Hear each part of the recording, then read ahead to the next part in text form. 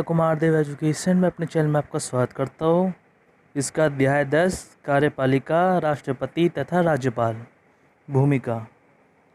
5वें पाठ में आप यह तो पढ़ चुके हैं कि भारत में सदनीय शासन प्रणाली की स्थापना की गई है।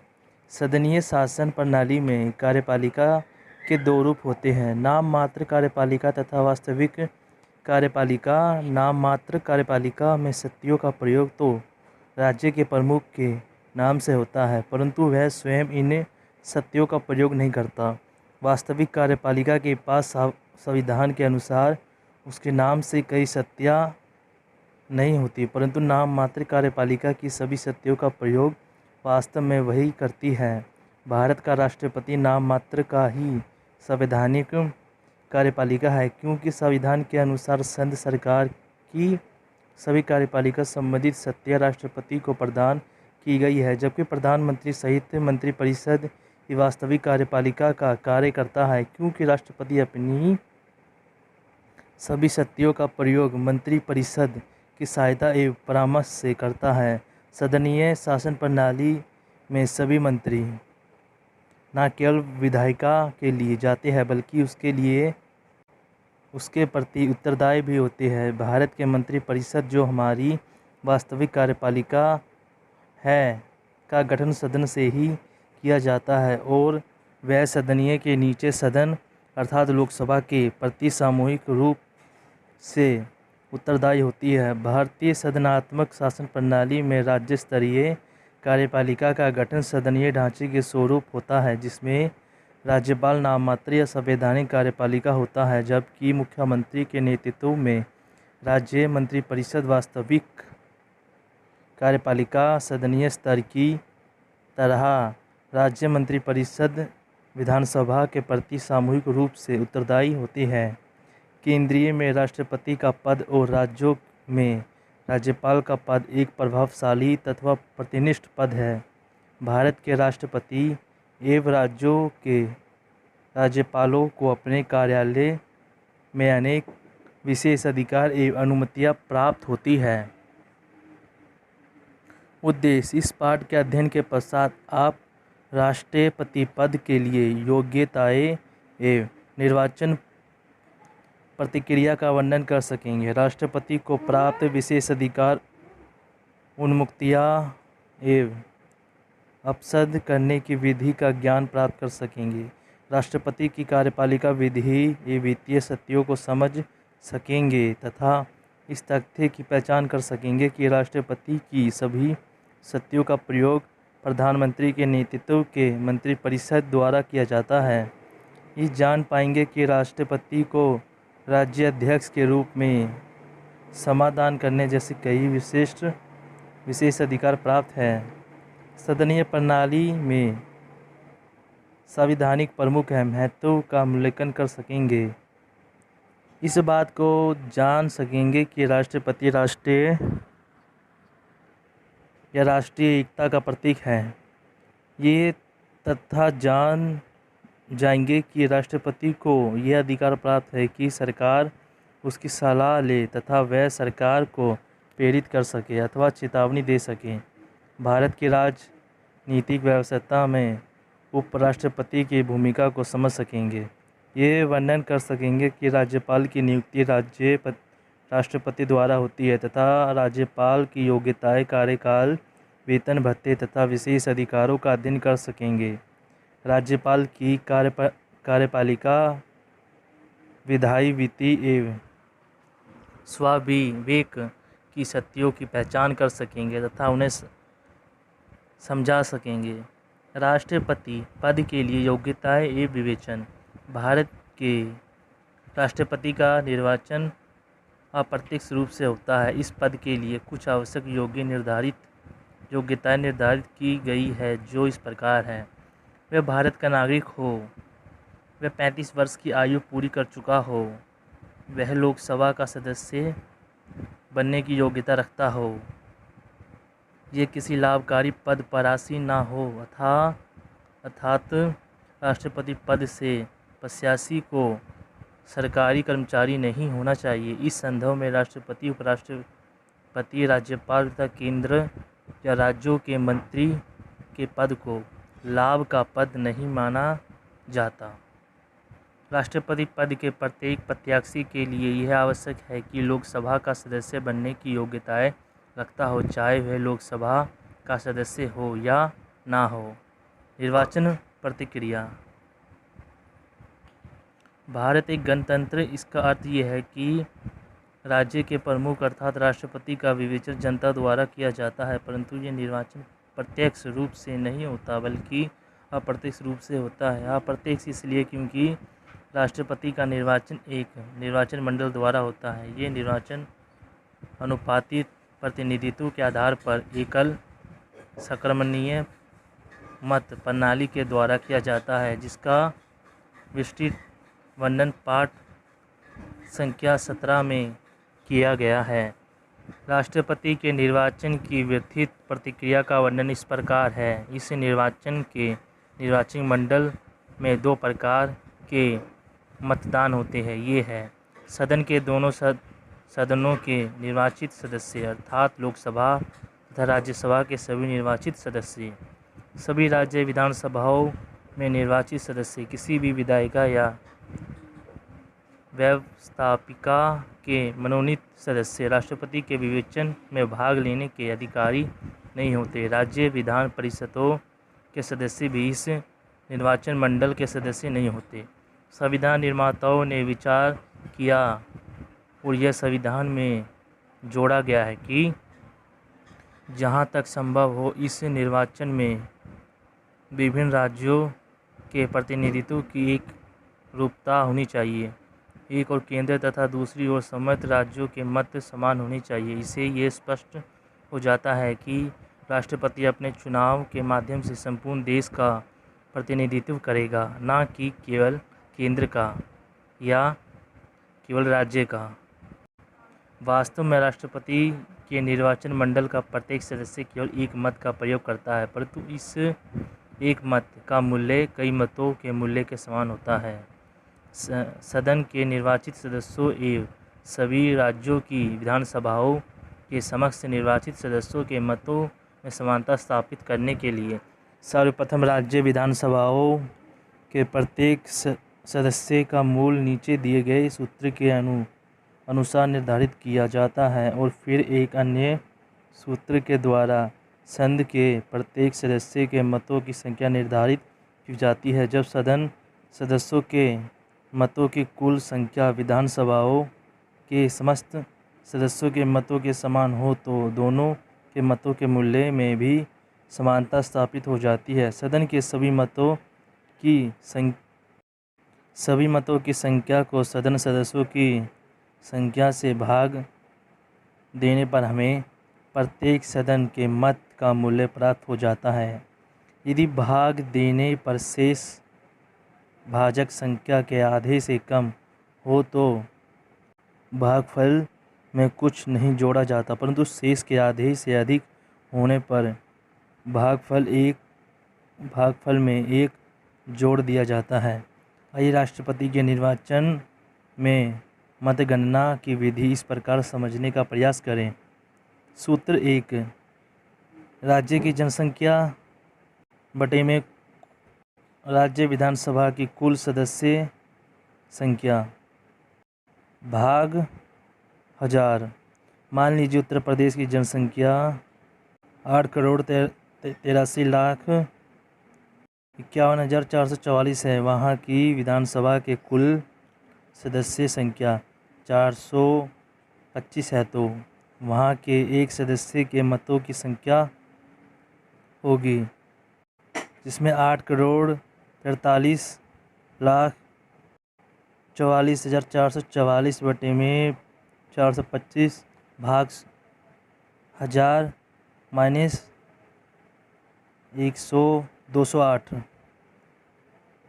इस प्रकार उत्तर प्रदेश के प्रत्येक विधायक के मत का मूल्य 108 होगा। ऊपर के सूत्र में भागफल को 1000 से इसलिए भाग दिया जाता है कि अंतिम राशि और भी सरल तथा छोटी हो जाए। ऊपर के उदाहरण से ये स्पष्ट हो जाता है कि उत्तर प्रदेश की विधानसभा के प्रत्येक सदस्य के एक मत की गणना 108 के आधार पर की जाएगी और वहाँ के सभी 425 सदस्य द्वारा दिए गए मतों का मूल्य 208 गुना 425 बराबर 88,400 होगा। इस सूत्र से हम बड़ी सरलता से किसी भी विधानसभा के एक सदस्य के मतों की संख्या निकाल सकते हैं और तत्पश्चात विभिन्न विधानसभाओं के सदस्यों द्वारा डाले गए कुल मतों की संख्या ज्ञात कर सकते हैं। यदि हम सभी राज्यों की विधानसभाओं के सदस्यों के कुल मतों का प्रयोग करते हैं तो हमें स्पष्ट पता लग जाता है कि राष्ट्रपति के निर्वाचन में राज्यों द्वारा कुल कितने मत डाले गए हैं। 1992 में राष्ट्रपति पद के चुनाव में राज्य विधानसभाओं द्वारा कुल 5,44,971 मत डाले गए थे।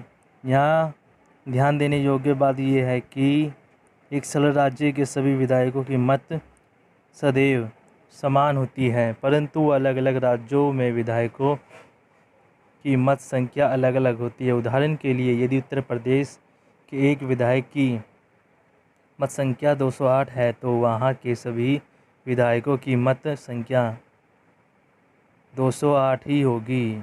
इस प्रकार यदि उड़ीसा के एक विधायक की मत संख्या 110 है तो बाकी सभी की भी 110 ही होगी। इसलिए किसी राज्य के विधायक के मतों की संख्या उस राज्य की जनसंख्या पर निर्भर करती है। किसी राज्य की जनसंख्या जितनी अधिक होगी उतनी ही वहाँ के मतों की जनसंख्या भी अधिक होगी।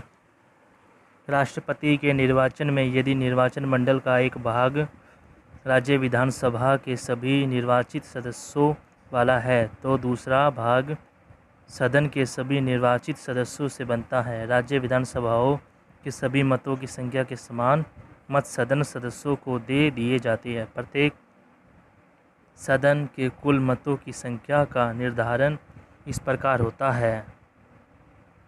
सूत्र 2, एक सदन सदस्य की कुल मत बराबर सदन सदस्यों के को दिए गए कुल मतों की संख्या बटे में सदन के कुल निर्वाचित सदस्यों की संख्या। 1992 में राष्ट्रपति के निर्वाचन में राज्यों की विधानसभाओं के सभी निर्वाचित सदस्यों द्वारा डाले गए मतों की संख्या थी 5,44,971। इसलिए सदन के सभी निर्वाचित सदस्यों के मतों की संख्या भी उतनी ही अर्थात 5,44,971 हुई, जबकि कुछ निर्वाचित सदन थे 776। इस प्रकार प्रत्येक निर्वाचित सदन के कुल मतों की संख्या इस प्रकार निकली गई बराबर 5,44,971 बटे में 776 बराबर 702 मत। राष्ट्रपति का निर्वाचन एकल सक्रिय मतों प्रणाली द्वारा होता है। इस प्रणाली में प्रत्येक मतदान का मत तो एक होता है, परंतु यह एक मत कई मतों के समान है, क्योंकि प्रत्येक मतदान को अपना मत दूसरे के नाम हस्तांतरित करने का अधिकार होता है। इसलिए वह मत पात्र का अपनी पसंद इंगित कर सकता है। एकल सक्रिय हस्तांतरणीय मत प्रणाली उसे कहते हैं जिसे प्रत्येक मतदान का केवल एक मत होता है, परंतु वह मत पात्र पर 1, 2, 3 और इसी प्रकार अन्य अंक अपनी पसंद के क्रम में लिखकर अपनी पसंद इंगित कर सकता है। मत को सक्रिय या हस्तांतरणीय इस कहा जाता है कि यदि किसी की पहली पसंद का प्रत्याशी कम मत होने के कारण हार रहा हो तो उसका मत दूसरे पसंद के आधार पर दूसरे प्रत्याशी को दे दिया जाएगा। राष्ट्र का निर्वाचन मतदाताओं के मतों का मूल निर्धारण होने तथा मतदान हो जाने के पश्चात किसी प्रत्याशी को विजयी घोषित करने के लिए न्यूनतम अंक का निर्धारण भिन्न सूत्र द्वारा किया जाता है। न्यूनतम संख्या बराबर कुल डाले गए मत प्लस 1 बटे में चुने जाने वाले प्रत्याशियों की संख्या प्लस 1। उदाहरण के लिए यदि राष्ट्रपति के निर्वाचन में डाले गए कुल मतों की संख्या 20,000 है तो न्यूनतम अंकों का निर्वाचन इस प्रकार किया जाएगा। न्यूनतम संख्या बराबर 20,000 बटे में 1 प्लस 1 बराबर 20,000 बटे में 2 प्लस 1 बराबर में 10,001। राष्ट्रपति के निर्वाचन में प्रक्रिया गए परिणाम की घोषणा को कुल स्पष्ट समझने के लिए हम एक उदाहरण और लेते हैं। मान लीजिए राष्ट्रपति पद के लिए 4 प्रत्याशी हैं, क, ख, ग, घ और घ। चुनाव में कुल 20,000 मत डाले गए। मतदाताओं की पहली पसंद के आधार पर जो आंकड़े मिले वे इस प्रकार हैं। क 800, ख 600, ग 400, घ थोड़ी गलती होगी है, ये का है 8,000, खा का है 6,000, ग का है 4,000 और घ का है 2,000। प्रथम गणना में किसी भी प्रत्याशी को जीतने के लिए आवश्यक न्यूनतम अंक नहीं मिले क्योंकि वह पक्षित संख्या 10,001 है। इसलिए न्यूनतम मत प्राप्तकर्ता घ का नाम हटा दिया जाने के पश्चात द्वितीय गणना आरंभ होती है। घ को प्राप्त 20,000 2,000 प्रथम पसंद के मतपात्रों के द्वितीय पसंद इस प्रकार दर्शाई गई है के 1,000, घ 600, ख 600, घ 400। इन मतों का हस्ताक्षर क, ख और ग में करने के पश्चात मतों की स्थिति इस प्रकार है। क 8,000 प्लस 1,000 बराबर में 9,000 और घ का है 6,000 प्लस में 600 बराबर में 6,600। घ का है बराबर में 4,000 प्लस में 400 और बराबर में 4,400। इस स्थिति में भी किसी प्रत्याशी को निश्चित न्यूनतम अंक प्राप्त नहीं हुए। क, घ और ग तीनों से न्यूनतम अंक प्राप्तकर्ता ग का नाम हटा दिए जाने के पश्चात उनके मतों का हस्ताक्षर निम्न तरीके से किया जाएगा और फिर तीसरी गणना आरंभ होगी।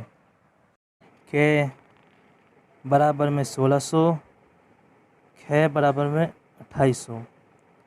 ग मत क और ख को मिलने के पश्चात परिणाम इस प्रकार है। क बराबर में 9,000 प्लस 1,600 बराबर में 10,600। ख बराबर में 6,600 प्लस 2,800 बराबर में 9,400। अब क के मत न्यूनतम संख्या 10,001 से अधिक, इसलिए उसे विजयी घोषित कर दिया जाता है। भारत के राष्ट्रपति 26 जनवरी 1950 को भारत के गणतंत्र घोषित होने पर संविधान निर्माती सभा के अध्यक्ष डॉक्टर राजेंद्र प्रसाद को सर्वसम्मति से भारत के का प्रथम राष्ट्रपति निर्वाचित किया गया। 1992 में जब राष्ट्रपति पद का निर्वाचन हुआ तो वह पुनः इस पद के लिए निर्वाचित हुए। अब तक निर्वाचित होने वाले राष्ट्रपतियों के नाम तथा कार्यकाल इस प्रकार है। डॉक्टर राजेंद्र प्रसाद 26 जनवरी 1950 से 13 मई 1972। डॉक्टर सर्वपल्ली राधाकृष्णन 13 मई 1972 से 13 मई 1967। डॉक्टर जाकिर हुसैन 13 मई 1967 से 3 मई 1959। मृत्यु बी गिरी 3 मई 1959 से 20 जुलाई 1959 कार्यवाहक एव हियत तुल्का 20 जून 1959 से 20 जून 1959 से 24 अगस्त 1959 कार्यवाहक 24 अगस्त 1959 से बीबी गिरी 24 अगस्त 1959 से 24 अगस्त 1974 फरुद्दीन अली अहमद 24 मई 1974 से 11 फरवरी 1977 मृत्यु बी.डी. जित्ती 11 मई 1977 से 25 जुलाई 1977 कार्यवाहक नीलम संजीव रेड्डी 25 जुलाई 1977 से 25 जून 1982 ज्ञानी जेल सिंह 25 जून 1982 से 25 जून 1987 आर वेंकट रमन 25 जून 1987 से 24 जून 1992 डॉक्टर शंकर दयाल शर्मा 25 जून 1992 से 24 जून 1997 के आर नारायण 25 जून 1997 से 24 जून 2002 डॉक्टर ए.पी.जे. अब्दुल कलाम 25 जून 2002 से इसमें डॉट दे रखा है, खाली दे रखा है। ये डॉक्टर राजेंद्र प्रसाद की photo, doctor Sarvepalli Radhakrishnan, doctor Zakir Hussain, फर्दी Ali Ahmed, V V Giri, Neelam Sanjiva Reddy, Giani Zail Singh, R Venkataraman, doctor Dayal Sharma, R K Narayan, doctor A P J. Abdul Kalam. ये राष्ट्रपति भवन है। राष्ट्रपति विशेष अधिकार कार्यकाल और महाभियोग भारत के राष्ट्रपति के भत्ते या अन्य सुविधाएं दिए जाने की व्यवस्था है जो समय समय पर सदन द्वारा निश्चित की जाती हैं। 1998 में पारित एक अधिनियम के अनुसार राष्ट्रपति का मासिक वेतन 50,000 रुपये है। अवकाश ग्रहण करने के पश्चात राष्ट्रपति को पेंशन के रूप में अर्थात निजी सचिवालय के लिए 30 लाख रुपये प्रतिवर्ष दिए जाते हैं। राष्ट्रपति के ग्रहण के लिए निःशुल्क राष्ट्रपति भवन की व्यवस्था, सेवानिवृत्ति राष्ट्रपति की निःशुल्क चिकित्सकीय सेवा भी उपलब्ध है। विशेष अधिकार उन्मूर्तियाँ राष्ट्रपति को प्राप्त विशेष अधिकार वह उन्मूर्तियाँ इस प्रकार है। वह अपने कार्यों के लिए किसी न्यायालय के प्रति उत्तरदायी नहीं है। राष्ट्रपति को उसके कार्यकाल में बंदी नहीं बनाया जा सकता और ना ही उसके विरुद्ध किसी प्रकार की फौजदारी कार्रवाई की जा सकती है। राष्ट्रपति पर कोई दीवानी मुकदमा चलने के लिए कम से कम 2 मास का नोटिस दिया जाना आवश्यक है। राष्ट्रपति कार्यकाल में उसे किसी भी न्यायालय में उपस्थिति होने के लिए बाध्य नहीं किया जा सकता। राष्ट्रपति द्वारा पद की शपथ। आपने इस पद ग्रहण करने से पूर्व राष्ट्रपति को अपने पद की शपथ लेनी पड़ती है। यह शपथ सर्वोच्च न्यायालय के मुख्य न्यायाधीश द्वारा तथा उसकी अनुपस्थिति में सर्वोच्च न्यायालय के वरिष्ठतम न्यायाधीश द्वारा दिलाई जाती है, जिसमें राष्ट्रपति संविधान एवं विधि की रक्षा तथा भारत की जनता की सेवा करने की शपथ लेता है। कार्यकाल। राष्ट्रपति का कार्यकाल पद ग्रहण करने की तिथि से 5 वर्ष होता है। इस काल की समाप्ति पर वह पुनः इस पद के लिए चुनाव लड़ सकता है। यद्यपि स्थापित परंपरा के अनुसार वह तीसरी बार इस पद के लिए चुनाव नहीं लड़ता। यदि राष्ट्रपति अपना कार्यकाल समाप्त होने से पूर्व त्याग पत्र दे या उसकी मृत्यु के कारण पद रिक्त हो जाए तो उपराष्ट्रपति राष्ट्रपति का कार्यभार संभालता है और 6 महीने के अंदर नए राष्ट्रपति का चुनाव अनिवार्य रूप से कर दिया जाता है। राष्ट्रपति को उसके पद से महायोग द्वारा हटाया जा सकता है। राष्ट्रपति के उत्सर्ग करने की विधि। राष्ट्रपति को उसका कार्यकाल समाप्त होने से पूर्व केवल महाभियोग द्वारा ही हटाया जा सकता है। महाभियोग का वास्तव सदन के किसी भी सदन में रखा जा सकता है। इस वास्तव की सूचना कम से कम 14 दिन पूर्व आवश्यक दी जानी चाहिए और इस पर संबद्ध सदन से कम 1/4 सदनों के हस्ताक्षर होने चाहिए। इस तरह का वास्तव जिसमें राष्ट्रपति के विरुद्ध संविधान के अतिक्रमण का आरोप हो कम से कम उस सदन के 2/3 सदस्यों द्वारा पारित किया जाना चाहिए। इसके पश्चात दूसरा सदन इस आरोपों की जांच करता है। दूसरा सदन इन आरोपों की जांच करने हेतु एक कार्यिक न्यायालय के रूप में कार्य करता है। इस अवसर पर राष्ट्रपति स्वयं या अपने किसी प्रतिनिधि द्वारा अपने को निर्दोष साबित करने के लिए उपस्थित होकर सफाई पेश कर सकता है। यदि वास्तव में कम से कम 2/3 बहुमत से पारित हो जाए तो उसी समय राष्ट्रपति पद मुक्त हो जाता है। महाभियोग एक ऐसी प्रक्रिया है जिसे द्वारा उच्च पद पर आसीन किसी लोक सेवक जैसे भारत के राष्ट्रपति को संविधान का अतिक्रमण करने के कारण अपने पद से मुक्त किया जा सकता है। राष्ट्रपति सत्ता कार्य एवं स्थिति। राष्ट्रपति एवं कार्य। भारत के राष्ट्रपति को अनेक सत्ता प्राप्त है जिसके आधार पर वह कई प्रकार के कार्य करता है। इन सभी सत्ताओं तथा कार्यों को इस प्रकार वर्गीकृत किया जा सकता है। कार्यपालिका संबंधी सत्ता।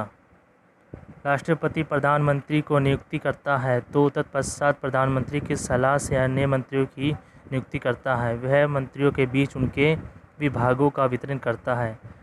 वह सर्वोच्च न्यायालय तथा उच्च न्यायालयों के मुख्य न्यायाधीश के अतिरिक्त अन्य न्यायाधीशों की भी नियुक्ति करता है, किंतु सभी न्यायिक नियुक्तियां करते समय वह सर्वोच्च न्यायालय के मुख्य न्यायाधीश से परामर्श करता है। वह भारत के महान न्यायवादी एवं महालेख परीक्षण की भी नियुक्ति करता है। राज्यों के राज्यपाल, उपराज्यपाल, मुख्य आयुक्त और केंद्र शासित क्षेत्रों के प्रशासन राष्ट्रपति के द्वारा ही नियुक्त किए जाते हैं। वह विभिन्न आयोगों के अध्यक्ष तथा सदस्यों की नियुक्ति करता है, जैसे वित्त आयोग, संघ लोक सेवा आयोग आदि। वह मुख्य निर्वाचन आयुक्त सहित अन्य चुनाव आयुक्तों की भी नियुक्ति करता है।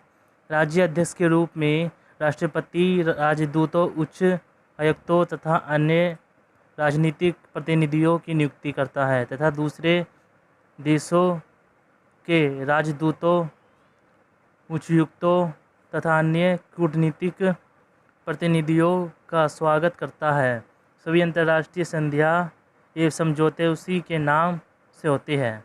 भारत का राष्ट्रपति देश की सेना का प्रधान सेनापति होता है तथा थल, जल और वायु सेना अध्यक्षों की नियुक्ति करता है। प्रधान सेनापति होने के नाते वह किसी देश के साथ युद्ध की घोषणा तथा शांति संधि कर सकता है। राष्ट्रपति को अपनी शक्तियों तथा कार्यों के निर्वहन में प्रधानमंत्री के नेतृत्व में मंत्रिपरिषद द्वारा सहायता तथा परामर्श मिलता रहता है। इस प्रकार उसकी सत्ता मंत्रिपरिषद की सत्ता बन जाती है। वह तो केवल संवैधानिक प्रमुख के रूप में कार्य करता है, जबकि मंत्रिपरिषद वास्तविक कार्यपालिका का कार्य करती है और सामूहिक रूप से लोकसभा के प्रति उत्तरदायी होती है।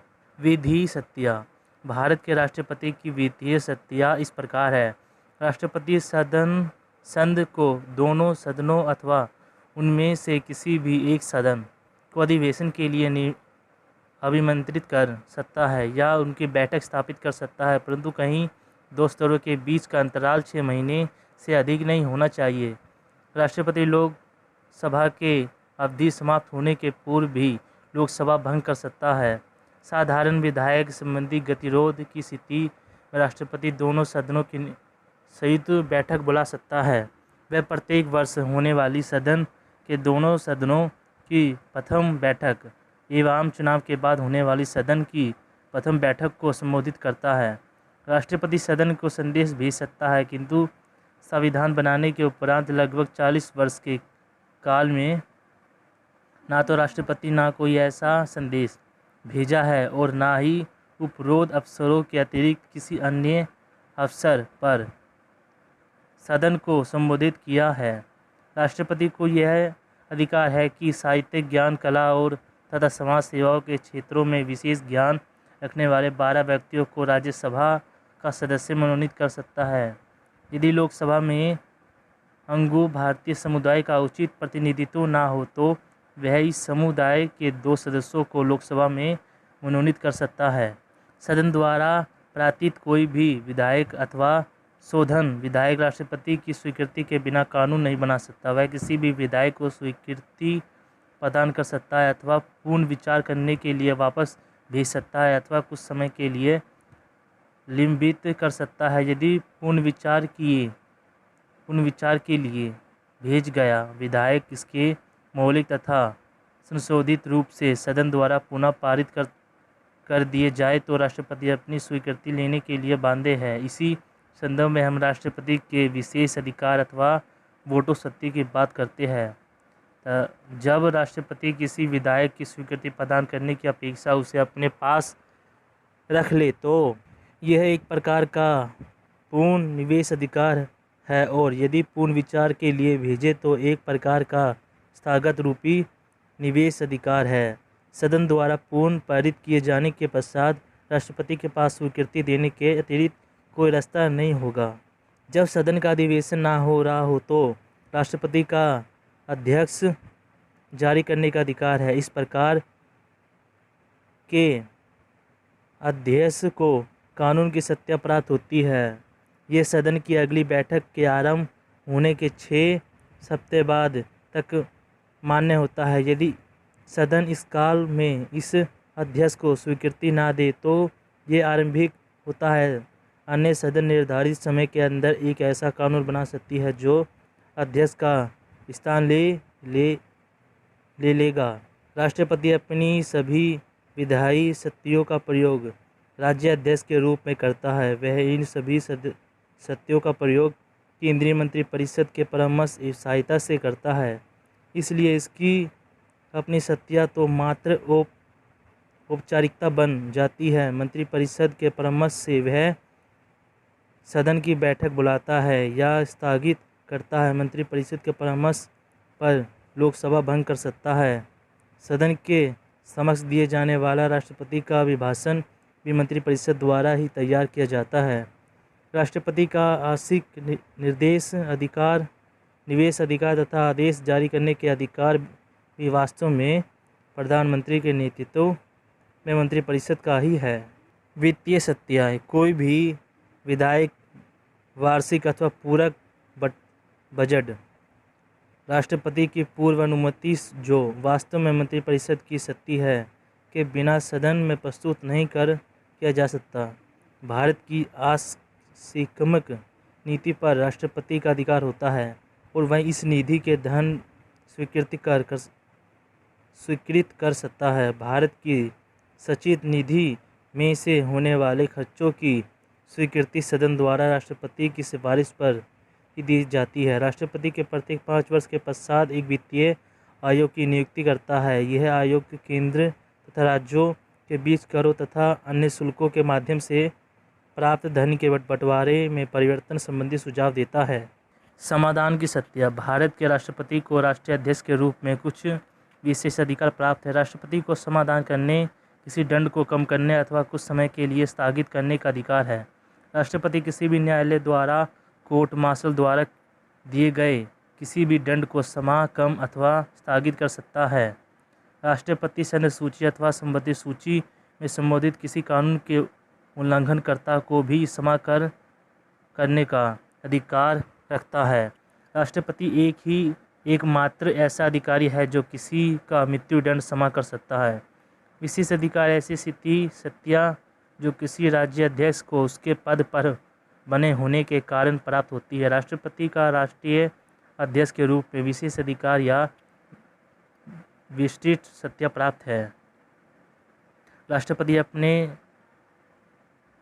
विशेष अधिकारों का प्रयोग स्वयं नहीं करता, या तो केवल उसे अपने पद के कारण प्राप्त है। अन्य सत्ताओं की तरह विशेष अधिकार भी वास्तव में मंत्रिपरिषद के ही विशेष अधिकार हैं। विधित सरकारी सत्ताएं। राष्ट्रपति को कुछ कार्यों से संबंधित नियम बनाने का अधिकार है। वह किसी भी महत्वपूर्ण जनहित संबंधी प्रश्नों को सर्वोच्च न्यायालय की सूचना के लिए भेज सकता है। राष्ट्रपति को यह अधिकार है कि संवैधानिक या किसी भी अन्य कानूनी मसलों पर सर्वोच्च न्यायालय की सलाह ले सकता है, परंतु वह उसे सलाह को मानने के लिए बाध्य नहीं है। राष्ट्रीय अध्यक्ष होने के नाते राष्ट्रपति विभिन्न क्षेत्रों को स्थगित प्राप्त नागरिकों को सम्मानित तथा पुरस्कृत करता है। आपातकालीन सत्ताएं। राष्ट्रपति जन आपातकालीन सत्ताओं का प्रयोग करता है। उससे विषय में आप अध्याय 9 में पढ़ चुके हैं। राष्ट्रपति की सत्ताएं। भारत ने संवैधानिक शासन प्रणाली को अपनाया है, जिसके एक और नाम मात्र की कार्यपालिका है जो दूसरी ओर वास्तविक कार्यपालिका है। भारत में राष्ट्रपति ऐसा संवैधानिक प्रमुख है, राष्ट्रीय अध्यक्ष है, जिसको अनेक सत्ताएं प्राप्त है, परंतु वह उन सब का प्रयोग प्रधानमंत्री सहित मंत्रिपरिषद की सहायता या परामर्श करता है। राष्ट्रपति परामर्श को मानने के लिए बाध्य होता है। इस प्रकार राष्ट्रपति की सत्ता मंत्रिपरिषद की सत्ता है और उसके सभी कार्यों को भी सामूहिक रूप से मंत्रिपरिषद के ही कार्य। राष्ट्रपति वास्तविक शासन नहीं होता, क्योंकि सर्वोच्च न्यायालय ने 1971 में राव बनाम इंदिरा मुकदमा यह बात दृढ़ता से कही थी कि संविधान सभा के अध्यक्ष प्रणाली नहीं थी। 1955 में सर्वोच्च न्यायालय ने मंत्रिपरिषद की तुलना में राष्ट्रपति की स्थिति को स्पष्ट करते हुए कहा था कि संविधान के अनुच्छेद 53(1) के अनुसार केंद्रीय सरकार की कार्यपालिका संबंधी सत्ता राष्ट्रपति में निहित है, परंतु अनुच्छेद 74 के अनुसार प्रधानमंत्री के नेतृत्व में एक मंत्रिपरिषद होनी चाहिए जो राष्ट्रपति को अपनी सत्ताओं का प्रयोग तथा कार्यों में निहित परामर्श तथा सहायता प्रदान करे। इस प्रकार राष्ट्रपति को कार्यपालिका का औपचारिक अथवा संवैधानिक प्रमुख बनाया गया है, जबकि कार्यपालिका की वास्तविक सत्ता मंत्रियों में या मंत्रिमंडल में निहित है। इसलिए भारत के संविधान में इंग्लैंड जैसी संवैधानात्मक कार्यप्रणालियाँ ही अपनाई गई है। भारतीय संविधान की संरचना किसी वास्तविक राज्य अध्यक्ष को ध्यान में रखकर नहीं की गई। यही कारण है कि भारत का राष्ट्रपति अमेरिका के राष्ट्रपति की तरह पूर्ण शक्तिमान अथवा इंग्लैंड के राजा की तरह पूर्णतया शक्तिहीन भी नहीं है। इसलिए भारत का राष्ट्रपति ना तो रबड़ की मोहर है और ना ही इंग्लैंड के राजा की तरह अप्रभावशाली। संविधान के अनुसार ये राष्ट्रपति का उत्तरदायित्व है कि वह भारत के संविधान की रक्षा करे और देखे कि सभी कार्य संविधान के अनुसार हो रहे हैं तथा प्रशासन भी संवैधानिक तरीके से चल रहा है। यही कारण है कि प्रधानमंत्री सहित एक मंत्रिपरिषद का होना आवश्यक है। राष्ट्रपति प्रधानमंत्री की नियुक्ति करता है, परंतु ये स्वयं प्रधानमंत्री नहीं बन सकता। उसे मंत्रिपरिषद का गठन इस प्रकार करना पड़ता है ताकि वे लोकसभा के प्रति सामूहिक रूप से उत्तरदायी हो।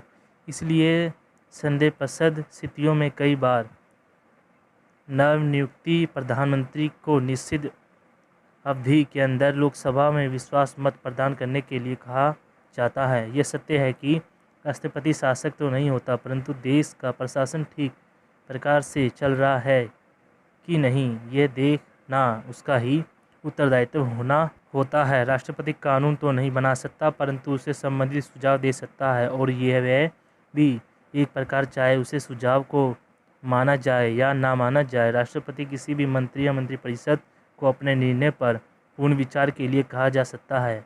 ये बात अलग है कि पूर्ण विचार के सुझाव को स्वीकार किया जाए या ना किया जाए। राष्ट्रपति की स्थिति केवल नाम मात्र राज्य प्रमुख नहीं है। मंत्रिपरिषद द्वारा लिए गए सभी प्रशासनिक निर्णयों की सूचना तथा प्रशासन संबंधित भी सभी जानकारी राष्ट्रपति को मिलनी चाहिए, और प्रशासनिक निर्णय लेते समय राष्ट्रपति के विचार भी लिए जाने आवश्यक हैं। इस प्रक्रिया में राष्ट्रपति सरकार के संभल तथा सोच समझ कर निर्णय लेने के लिए कह सकता है। जब दलगत राजनीतिक के ऊपर उठकर राष्ट्रपति सरकार को सुझाव, चेतावनी या प्रोत्साहन देता है तो उसके पद की उपयुक्तता समझ में आने लगती है। इस स्थिति में राष्ट्रपति एक परामर्शदाता, मित्र तथा आलोचक के रूप में उभर कर सामने आता है, जिसे सभी प्रकार के सूचना प्राप्त करने का अधिकार है तथा सरकार के परामर्श, प्रेरणा, प्रोत्साहन तथा चेतावनी देने का भी अधिकार है। राष्ट्रपति की स्थिति को समझने के लिए कुछ तथ्य भी। राष्ट्रपति सदन तथा राज्य विधानसभाओं के सभी निर्वाचित सदस्यों से बने निर्वाचक मंडल द्वारा निर्वाचित होने के कारण संपूर्ण राष्ट्र के निष्पक्ष प्रतिनिधि के रूप में उभर कर सामने आता है। वह निष्पक्ष इसलिए कहलाता है क्योंकि ये दलगत राजनीतिक से ऊपर उठकर एक दल के शासन के दूसरे दल के शासन की निरंतरता को बनाए रखता है। वह राष्ट्रीय एकता का प्रतीक इसलिए माना जाता है क्योंकि राष्ट्रपति केंद्र तथा राज्यों दोनों का प्रतिनिधित्व करता है। मंत्रिमंडल मंत्रिपरिषद के अंतर्गत कुछ वरिष्ठ मंत्रियों का एक निकाय है, जबकि मंत्रिपरिषद में सभी स्तरों के मंत्री होते हैं। भारत के संविधान की प्रारूप समिति के अध्यक्ष डॉक्टर बी.आर. अम्बेडकर के अनुसार भारत के राष्ट्रपति की स्थिति कुछ इस प्रकार है। भारत का राष्ट्रपति राज्य अध्यक्ष तो है परंतु शासन अध्यक्ष नहीं। वह राष्ट्र के प्रतिनिधि है परंतु राष्ट्र का शासन नहीं करता। वह राष्ट्र का प्रतीक है। प्रशासन का उसका स्थान केवल एक औपचारिक तथा विशिष्ट शासक का है। वह एक ऐसी मोहर है जिसके नाम से राष्ट्र के सभी निर्णय लिए जाते हैं।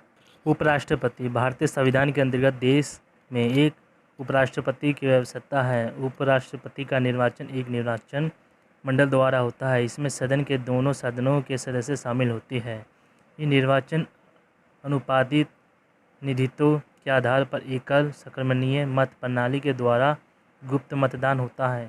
इसकी योग्यता। वह भारत का नागरिक हो, वह 35 वर्ष की आयु पूरी कर चुका हो, वह राज्यसभा का सदस्य बनने की योग्यता रखता हो, वह सद सरकार या निजी राज्य सरकार के अधीन किसी लाभकारी पद पर आसीन ना हो। उपराष्ट्रपति का निर्वाचन 5 वर्ष के लिए होता है। वह पुनः चुनाव लड़ सकता है। वह कार्यकाल समाप्त होने से पूर्ण अपने पद से त्याग पत्र भी दे सकता है या अपदस्थ भी किया जा सकता है। इसके लिए 14 दिन पूर्व सूचना भेजना आवश्यक है। यदि राज्यसभा अपनी सदस्य संख्या के बहुमत से उपराष्ट्रपति के हटाए जाने का प्रस्ताव पारित कर दे और लोकसभा भी उस प्रस्ताव को अपनी स्वीकृति प्रदान करे तो उसी दिन उसे उपराष्ट्रपति अपदस्थ माना जाएगा। 1998 में पारित अधिनियम के अनुसार उपराष्ट्रपति का मासिक वेतन 40,000 रुपये है। उपराष्ट्रपति के कार्य एवं सत्ता इस प्रकार है। वह राज्यसभा के पेदन सभापति होता है। जबकि कभी राष्ट्रपति का पद खाली हो जाए तो वह कार्यवाहक राष्ट्रपति का कार्य करता है। राष्ट्रपति के त्यागपत्र या मृत्यु या अपदस्थ किए जाने की स्थिति में नए राष्ट्रपति का निर्वाचन होने तक उपराष्ट्रपति राष्ट्रपति के पद पर कार्य करता है। नए राष्ट्रपति का निर्वाचन स्थान रिक्त होने के 6 महीने के अंदर करवाया जाना आवश्यक है। राज्यपाल सत्ता, कार्य एवं स्थिति। जिस प्रकार सदनीय स्तर पर संवैधानिक प्रमुख राष्ट्रपति होता है, उसी प्रकार राज्यपाल राज्य स्तर संवैधानिक प्रमुख का कार्य करता है। प्रत्येक राज्य के लिए एक राज्यपाल होता है। एक यही व्यक्ति है। 2 या 2 से अधिक राज्यों का राज्यपाल नियुक्त किया जा सकता है। जैसे केंद्र में सदनीय सरकार की सत्ता राष्ट्रपति में निहित होती है, उसी प्रकार राज्य की प्रशासन संबंधित सत्ताएं राज्यपाल में निहित होती है। राज्यपाल नियुक्ति, योग्यता और कार्यकाल। राज्यपाल की नियुक्ति भारत के उपराष्ट्रपति द्वारा की जाती है। इसलिए राज्यपाल के पद के लिए निर्वाचन नहीं होता बल्कि नामांकन होता है। राज्यपाल की नियुक्ति के लिए निर्धारित योग्यताएं इस प्रकार हैं। वह भारत का नागरिक हो, कम से कम 35 वर्ष की आयु पूरी कर चुका हो, किसी लाभकारी पद पर आसीन ना हो। किंतु यदि कोई व्यक्ति सदन सदस्य हो या राज्य विधानमंडल का सदस्य हो या केंद्र अथवा राज्य में मंत्री हो और उसे राज्यपाल नियुक्त कर दिया जाए तो वह अपने पूर्व पद से मुक्त हो जाता है। राज्यपाल की नियुक्ति 5 वर्ष के लिए की जाती है। वह राष्ट्रपति को प्रसाद प्रयुक्त अपने पद पर बना रहता है। वह अपना कार्य समाप्त होने से पूर्व पद त्याग कर सकता है या राष्ट्रपति द्वारा अपदस्थ किया जा सकता है।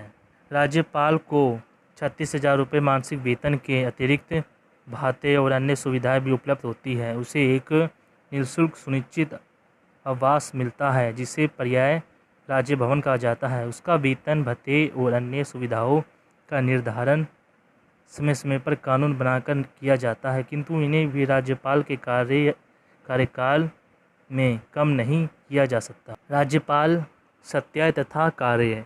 राज्यपाल की सत्या का अध्ययन निम्नलिखित शिक्षकों के अंतर्गत किया जा सकता है। कार्यपाल की संबंधित सत्याय। राज्यपाल मुख्यमंत्री की नियुक्ति करता है और फिर उसकी सलाह से अन्य मंत्रियों की नियुक्ति करता है। मंत्रियों के विभागों का विभाजन भी राज्यपाल द्वारा किया जाता है। राज्यपाल राज्य के महान्यायवादी और राज्य लोक सेवा आयोग के अध्यक्ष एवं राज्यों की नियुक्ति करता है। वह उच्च न्यायालय को छोड़कर राज्य के सभी न्यायालयों के न्यायाधीशों की भी नियुक्ति करता है, किंतु उच्च न्यायालय के न्यायाधीशों की नियुक्ति करते समय राज्यपाल से परामर्श कर लिया जाता है। राज्य में सारा प्रशासन राज्यपाल के नाम से चलता है। राज्य की कार्यपालिका का प्रमुख होने के नाते अपने कर्तव्यों का निर्वहन करने के लिए राज्यपाल मुख्यमंत्री सहित मंत्रिपरिषद के परामर्श एवं सहायता लेता है। विधायी सत्याय। राज्यपाल को राज्य विधानमंडल की बैठक बुलाने या स्थगित करने का अधिकार है, चाहे वे तो मुख्यमंत्री या मंत्रिपरिषद के परामर्श पर विधानसभा को भंग भी कर सकता है। वह राज्य विधानमंडल को संबोधित कर सकता है अथवा संदेश भेज सकता है। यदि राज्यपाल के विचार का अगल भारतीय समुदाय को राज्य विधानसभा में उचित प्रतिनिधित्व न मिले हो तो राज्यपाल इस समुदाय के एक सदस्य को विधानसभा के लिए मनोनीत कर सकता है। जिन राज्यों में विधान परिषद है वहाँ एक राज्यपाल विधान परिषद की कुल सदस्य संख्या का 1/7 सदस्य मनोनीत करता है। यह मनोनीत सदस्य साहित्य, कला, विज्ञान, सहकारिता अथवा समाज सेवा में विख्याति प्राप्त व्यक्ति होते हैं। किसी भी विधायक को कानून बनाने के लिए राज्यपाल की स्वीकृति है। इस संबंध में राज्यपाल के पास निम्नलिखित विकल्प है। राज्यपाल उसके पास भेजे गए विधायक को स्वीकृति प्रदान करे ताकि वह कानून का रूप ले ले। राज्यपाल विधायक को स्वीकृति देने की बजाय उसे अपने पास रखे ले तो ऐसी स्थिति में विधायक कानून नहीं बनता। राज्यपाल कुछ संशोधन सहित विधायक पुनर्विचार के लिए वापस भेज सकता है। यदि शासन इस विधायक के संशोधित रूप को या मूल रूप को पारित कर राज्यपाल के पास भेज दे तो यह स्वीकृति देने से मना नहीं कर सकता।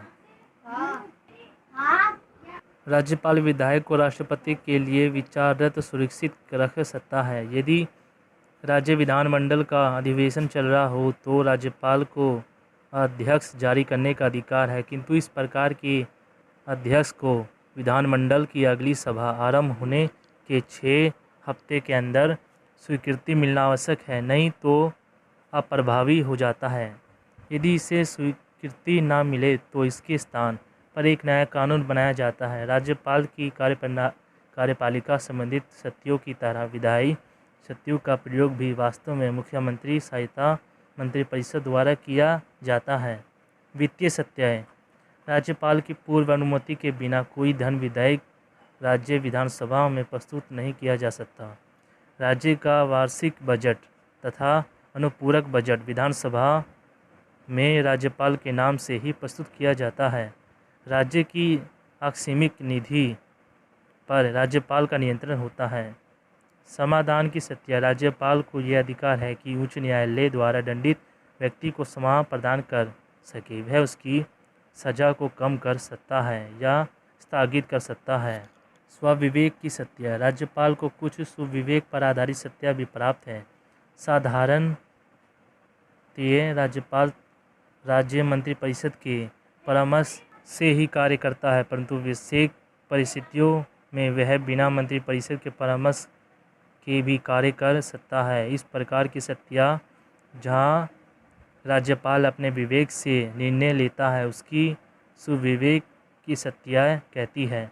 राज्यपाल की सुविवेक संबंधी सत्ता वह सत्ता है जिसका प्रयोग करते समय वह अपने विवेक का प्रयोग करता है और मंत्रिपरिषद से परामर्श करने के बंधे नहीं है। राज्यपाल की सुविवेक संबंधी सत्ता इस प्रकार है। यदि राज्यपाल के विचार में राज्य में संवैधानिक तंत्र विफल हो चुका हो तो वह उसकी सूचना तुरंत राष्ट्रपति को देकर राष्ट्रपति शासन लागू करने की सिफारिश कर सकता है। ऐसी परिस्थिति में मंत्रिपरिषद की सलाह न लेकर राज्यपाल स्वयं निर्णय करता है, इसलिए इसे सुविवेक संबंधी सत्ता कहा जाता है।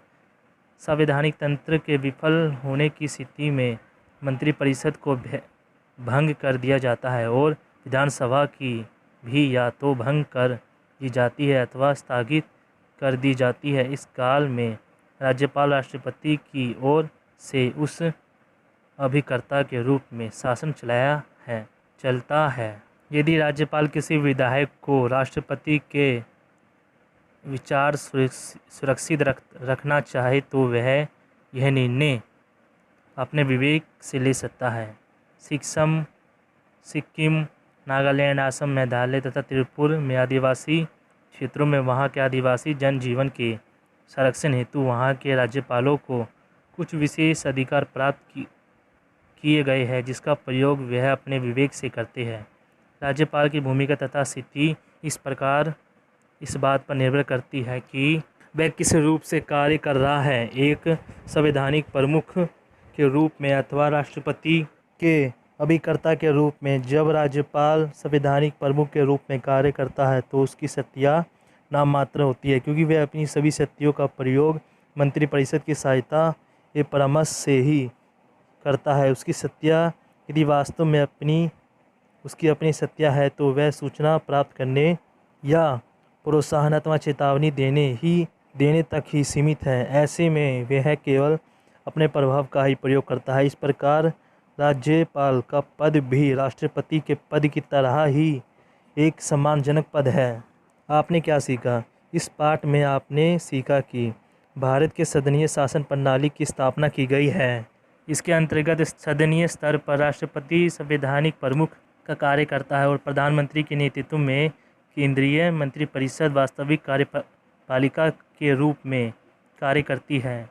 इसी प्रकार राज्य स्तर पर राज्यपाल संवैधानिक प्रमुख होता है और मुख्यमंत्री सहित राज्य मंत्रिपरिषद वास्तविक कार्यपालिका। भारत के राष्ट्रपति का निर्वाचन एक निर्वाचक मंडल द्वारा अनुपादित प्रतिनिधित्व के आधार पर एकल सक्रियमणीय पद प्रणाली द्वारा किया जाता है, जबकि राज्यपाल की नियुक्ति राष्ट्रपति के द्वारा की जाती है। राष्ट्रपति 5 वर्ष के लिए निर्वाचित होता है और वह पुनः चुनाव भी लड़ सकता है। अपना कार्यकाल समाप्त होने पर पूर्व पद त्याग कर अपना ये महाभियोग द्वारा अपदस्थ किया जा सकता है। राज्यपाल की नियुक्ति भी 5 वर्ष के लिए होती है, परंतु उसकी नियुक्ति राष्ट्रपति करता है और वह उसके द्वारा हटाया भी जा सकता है। राष्ट्रपति की भांति राज्यपाल को भी अनेक शक्तियाँ प्राप्त है, परंतु राष्ट्रपति की शक्तियों का प्रयोग पर्याय प्रधानमंत्री सहित संघीय मंत्रिपरिषद करता है तथा राज्यपाल की शक्तियों का प्रयोग मुख्यमंत्री सहित राज्य मंत्रिपरिषद करता है। दोनों को अनेक विशेष अधिकार प्राप्त है और दोनों किसी न किसी रूप में प्रशासन को स्वाभाविक करते हैं। दोनों को सूचना प्राप्त करने का, परामर्श देने का, चेतावनी देने का तथा प्रोत्साहन एवं प्रेरणा देने का अधिकार है। दोस्तों, चैप्टर खत्म हुआ। वीडियो अच्छी लगे वीडियो को लाइक करें, चैनल सब्सक्राइब करें। थैंक यू दोस्तों।